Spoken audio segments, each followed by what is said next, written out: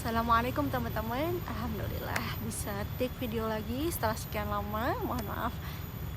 Jadi kali ini aku pengen sharing tips supaya anak tidak kecanduan handphone. Nah, ini sesuai pengalaman aku ya, membersamai anakku yang sekarang usianya 5 tahun. Alhamdulillah dia termasuk anak yang tidak kecanduan handphone. Nah, tipsnya yang pertama adalah japri Allah. Maksudnya gimana? Untuk urusan mendidik anak, kita selalu minta tolong dulu sama Allah. Jangan merasa bisa, jangan merasa mampu. Takutnya jadi sombong. Karena kalau bukan karena Allah, kita juga nggak bisa melakukan parenting dengan benar, begitu ya. Jadi begini teman-teman, kita harus melibatkan Allah di setiap kita mengasuh anak kita, seperti itu. Misalnya kalau kita ingin anak kita tidak kecanduan handphone, ya kita japri Allah dulu supaya anak kita itu tidak kecanduan handphone. Misal kita mau bilang ke anak supaya dia paham untuk tidak main handphone, ya kita doa dulu, ya Allah mudahkan hamba menyampaikan apa pesannya gitu, menyampaikan apa yang ingin disampaikan itu.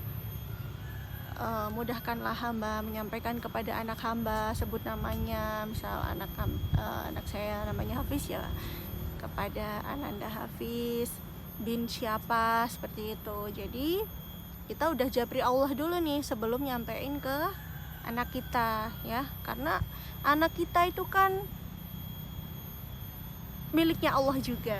Jadi yang menggenggam hatinya juga Allah. Jadi kita minta supaya Allah itu melembutkan hati anak kita supaya mau mendengar perkataan kita orang tuanya, seperti itu. Lalu tips yang kedua adalah jadilah fasilitator yang baik. Maksudnya gimana? Kita harus menyadari bahwa kita ini nggak memiliki anak kita gitu. Kita ini cuman diamanahi. Yang namanya diamanahi ya kita ngikut aturannya Allah gitu. Maksudnya misal nih kita dikasih bibit terbaik ya, misalnya kita petani dan kita dikasih bibit unggul sama Allah. Nah, kita kan merawatnya menyesuaikan. Bibit itu perlunya apa ya? Apa sinar yang banyakkah, air yang cukup, atau gimana gitu. Jadi jangan menggunakan kacamata kita sendiri, oh ini yang terbaik buat anakku, karena belum tentu yang terbaik buat anak itu yang terbaik juga. Maksudnya terbaik menurut pandangan kita, belum tentu itu yang terbaik di mata Allah gitu loh. Kita berusaha mengasih yang terbaik. Misalnya aku nggak pengen, dulu tuh aku masa kecil seanak ini aku tuh susah. Sekarang kan zamannya gadget, sekarang zamannya handphone. Jadi biarlah anakku ini udah aku tinggal kerja, dia masa mau lihat handphone aja aku larang. Nah, mungkin itu bagi orang tua yang berpemikiran seperti itu baik, tapi belum tentu baik buat perkembangan otak anak, juga belum tentu baik di mata Allah, seperti itu. Bukannya mensterilisasi anak dari gadget ya, enggak sama sekali, karena memang ini zamannya era digital. Tapi kita di sini bicara anak usia dini ya, karena anak aku baru usia 5 tahun. Yang namanya anak usia dini itu sebenarnya belum ada gitu waktu khusus untuk interaksi dengan gadget. Kalaupun ada, itu ada batasannya, mungkin 10-15 menit gitu. Nah, yang terjadi sekarang adalah anak-anak tuh banyak yang kecanduan.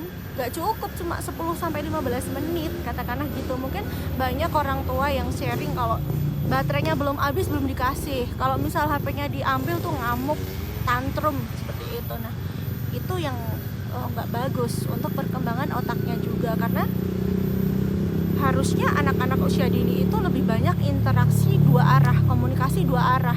Kalau handphone itu kan satu arah ya kan. Akan terjadi banyak lompatan listrik di sambungan otaknya, seperti itu teman-teman, dan banyak dampak negatif lainnya juga. Nah, tapi ini aku fokusnya ke tips supaya anak-anak tidak kecanduan ya. Lalu yang berikutnya adalah fasilitasi. Ketika kita ingin anak kita tidak kecanduan handphone, ya kita fasilitasi dong. Apa nih yang bikin anak happy beraktivitas meskipun tanpa gadget kan gitu. Dan sebenarnya banyak sekali loh kegiatan-kegiatan yang bisa menstimulasi perkembangan sensori maupun motoriknya. Itu banyak banget, asal kita itu nggak males. Kadang musuh terbesar orang tua itu adalah males belajar, males membersamai ya. Jangan cuman hadir aja tapi nggak membersamai gitu. Misal kita pengen anak kita akrab dengan buku, ya kita fasilitasi dong, beliin buku yang menarik ya. Kalau kita pengen anak nggak mesra sama handphone, ya kalau adanya cuman handphone ya otomatis anak akan banyak tantrumnya. Nah kebetulan kalau anak aku itu aku fasilitasi ada buku, jadi mainan-mainan edukatif. Kayak misal dia mau main kotor, it's okay. Aku bilang, mas gak apa-apa, kotor bisa dicuci, kotor bisa dibersihin, kan gitu. Jadi biarin aja tuh, anak kan emang bosenan ya. Kadang kita sebagai orang tua banyak tuh yang ngeluh gini, mbak anak aku tuh bosenan banget deh. Ya wajar, berarti wajar. Yang gak wajar itu ketika anak diem anteng berjam-jam cuman lihatin handphone, itu yang gak sesuai perkembangan usianya. Anak mau main tanah, mau main air, it's okay. Asal kita sudah pastikan itu aman buat dia. Kalau pengen main air, main hujan-hujanan pun aku it's okay aja gitu. Karena asal gini loh, dia dalam kondisi sehat, kita ngawasin dan gak perlu lama-lama gitu. Kadang yang bikin anak sakit itu bukan air hujannya bun, tapi kata-kata kita. Awas nanti kamu kalau main hujan-hujan sakit. Nah kata-kata kita itu, kamu sakit, itu akhirnya yang bikin dia sakit. Karena everything is energy. Ketika kita ngomong itu dan ditangkap di alam bawah sadarnya anak, itu jadi program. Berarti tubuhnya udah memprogram, aku sakit. Akhirnya dia jadi sakit, seperti itu. Apalagi kalau dalam agama kita ya, air hujan itu insya Allah sebenarnya nggak bikin penyakit, justru gitu. Itu rahmat Allah, banyak kebaikan di situ. Dan bisa kita kaitkan dengan dialog iman. Kita berbicara tentang alam, tentang kebaikan hujan, tentang kebesaran Allah gitu. Jadi fasilitasi, ya entah buku, Lego. Habis itu dia suka nyusun Lego. Aku kalau beliin mainan lebih banyak kayak Lego yang emang dia tuh belum ada bentuknya gitu loh. Maksudnya dia nyusun sendiri, karena kan kadang ada ya yang belinya itu udah jadi bentuk gitu. Nah aku selalu beliin yang dia belum berbentuk. Jadi biar anak itu berkreasi sendiri, idenya muncul. Karena belajarnya anak usia dini tuh ya dengan bermain gitu. Kaget ada yang jatuh. Lalu setelah kita japri Allah, kita menjadi fasilitator yang baik, kita fasilitasi. Yang keempat, ini penting banget, penting sekali. Maaf lepotan ngomongnya. Isi tangki cintanya.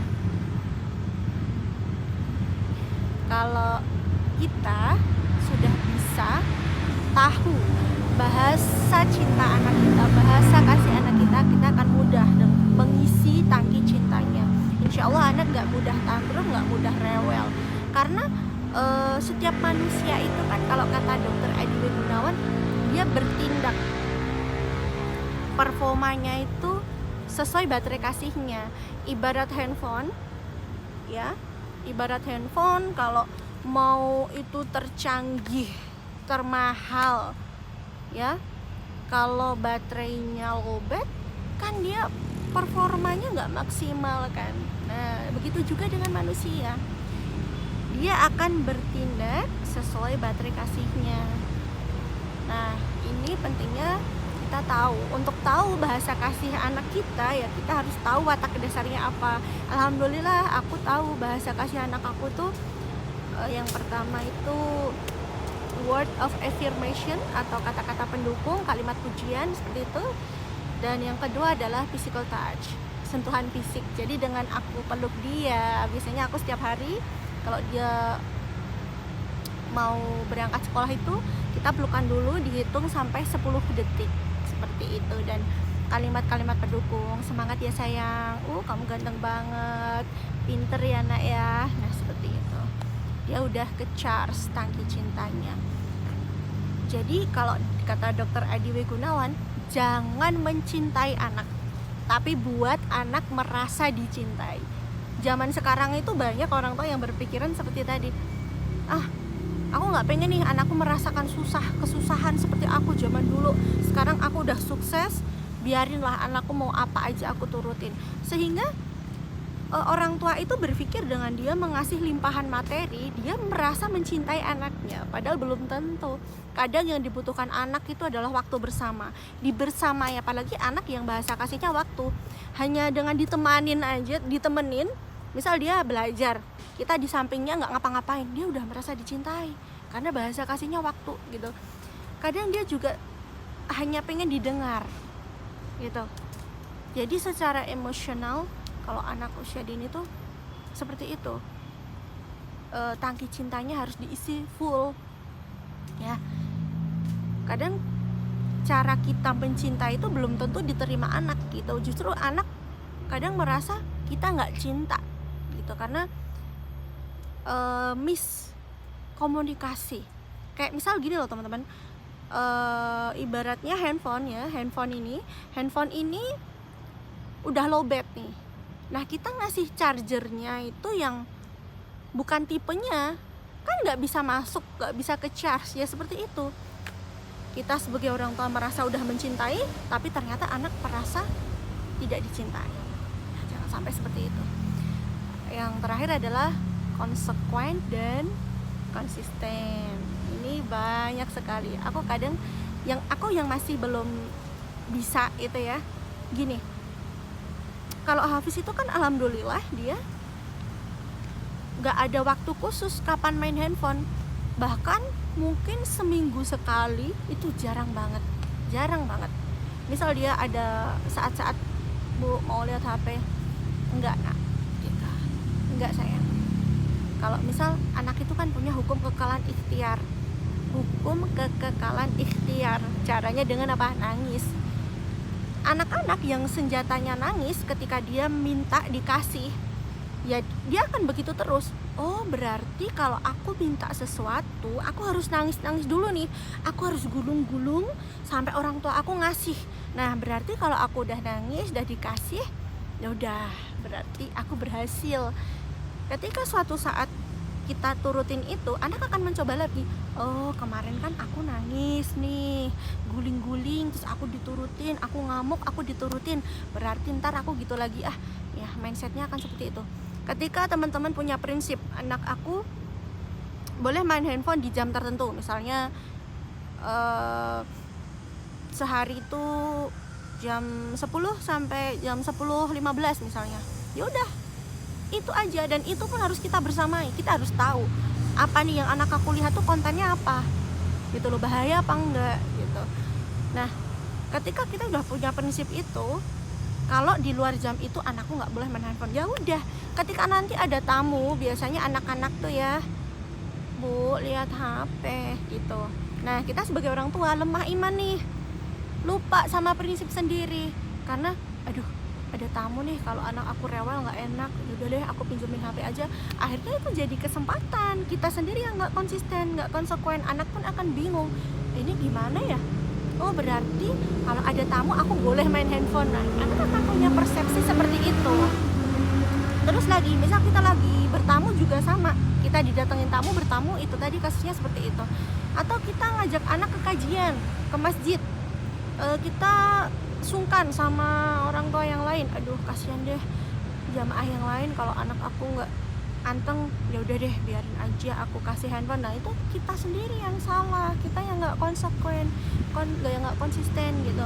Tipsnya adalah ketika anak merengek seperti itu saat kita bertamu ataupun ada tamu, ya udah Bu pinjam HP. Enggak Mas, enggak sayang, enggak Nak, gitu. Ya kita harus tegas gitu. Nggak apa-apa anak nangis, ya wajar. Kita aja yang udah segede hantu ini, ketika punya keinginan dan tidak terpenuhi, kita juga ada rasa kecewa kan. Biarin anak itu merasakan emosi negatifnya dulu, rasa kecewa itu. Bedanya apa? Bedanya kalau kita punya keinginan gak diturutin itu, kita gak nangis, gak tantrum yang guling-guling, tapi biasanya diem kan gitu ya.